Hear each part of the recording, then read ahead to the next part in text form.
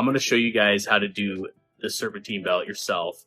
GM does require a special tool for this because they got rid of the belt tensioner. What the heck? So all you're going to need is the new belt and some zip ties. Okay, I lied about only needing zip ties. You're going to need a 7mm, and you're going to need to loosen the clamp on the throttle body and here to get this air resonator out of the way so we can reach the serpentine belt. Loosen this clamp, loosen this warp drive clamp, and boom, this thing will rock right off. And it is supported by a little rubber bushing here, but it just comes right off. So let's try to do that.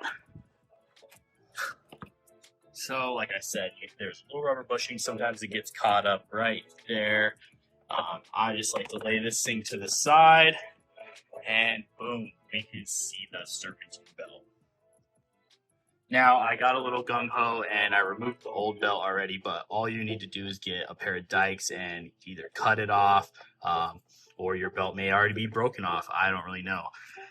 Don't try to work its way off. It's actually really hard to get off because of the tension. So what I like to do is just cut them with a pair of dikes or scissors, sharp scissors, a knife. Just be careful. All right, let's get started into putting the new belt on. What you're going to want to do is route the belt on the upper part. The part that you're going to put the zip ties, I'll show you in a minute. It's going to act just like the GM special tool. Basically, it just clamps the belt down onto the harmonic balancer. All right, let me get a flashlight and we'll get down in there. I already put the zip ties on just because it's easier to film. You can see, let's see if we can get this to zoom. All right, perfect. Okay, let me zoom in. Okay, you can see I put 2 large zip ties. I'm hoping that will hold. I've seen people use up to 4 or 5 smaller ones and it works. So I'm hoping these 2 hold. What you're gonna wanna do is get it all set up where if it rotates clockwise, it will hold that belt into position. All right, let's give it a go. Rotating the engine clockwise with your 24mm and arc ratchet, it will pull the belt downwards with those zip ties and kind of pop the belt into its place. Let's give it a try. All right, let's give this a try.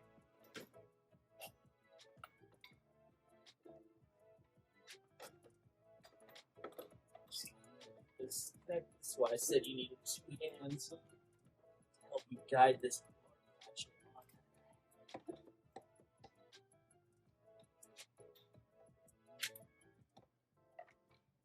All right, let's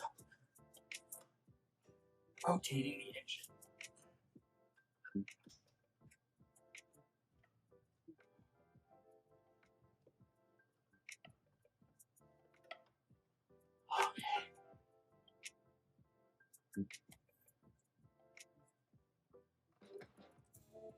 Let's see if I can show you guys what is happening.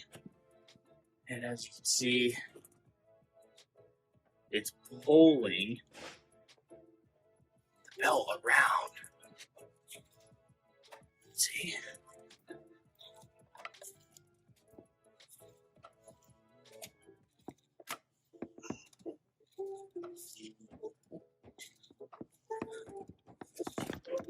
Basically doing what the GM special tool does. All right, it worked. So once you got around that threshold, you can see that the zip ties are coming back around and it popped the belt over the splines of the harmonic balancer. That's pretty sweet. Basically, anybody can do this in their garage, even if they don't have a special tool. All you need is some big zip ties, and voila. All right, so now I'm just gonna try to cut these zip ties. Should be able to just cut them with a pair of dikes. It's kind of tight in here. All right, perfect, there it is. Belt is all the way on. That was easy. Man, can't believe GM got rid of the belt tensioner, but hey, you know what? one less pulley to fail. Another thing you want to remember is when you do have your old belt off, check the bearings, make sure everything feels smooth when it spins, the alternator, your water pump, and this little idler pulley right here. They do go bad a lot, so check it. I replaced my belt because it was like fraying on the side. I don't know if it's the way someone put it on. Like I said, we bought this in all use, so I've just been working out the kinks and making sure everything's taken care of. Oh, yes. Okay, we're going to want to put the air resonator on exactly how it came off. Set it down on that little rubber bushing there, and then you want it to line up with your, sorry for the, you want to line it up with the throttle body and make sure, may need 2 hands for this, and holding the camera is making it difficult, so let me, all right, 2 hands.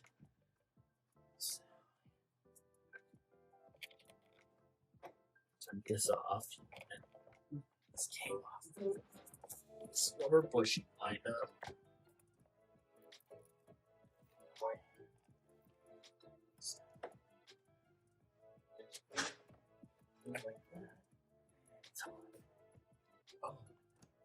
I'm going to make sure that rubber bushing gets pushed back on this little clip. And then just like that.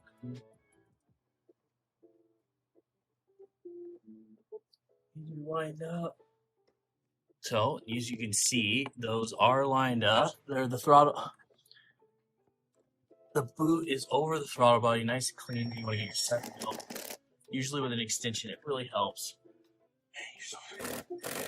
Make sure it's nice and snug. Same with this one.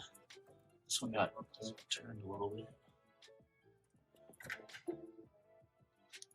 And there you go. Once both those clamps are tight on the throttle body and on your air filter box, make sure it's sitting straight. And boom. There you go. Serpentine belt done at home without a special tool.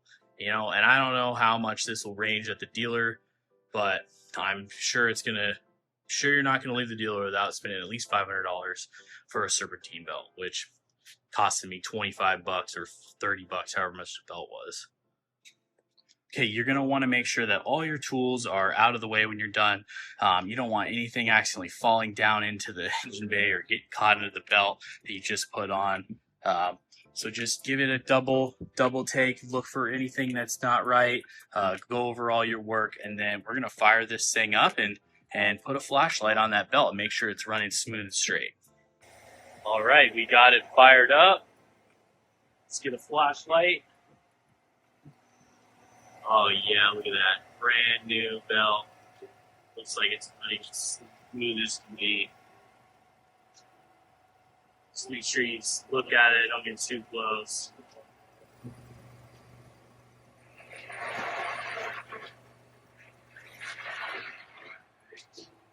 Just get a nice view of the belt, make sure everything's straight. It's popping off. It's good.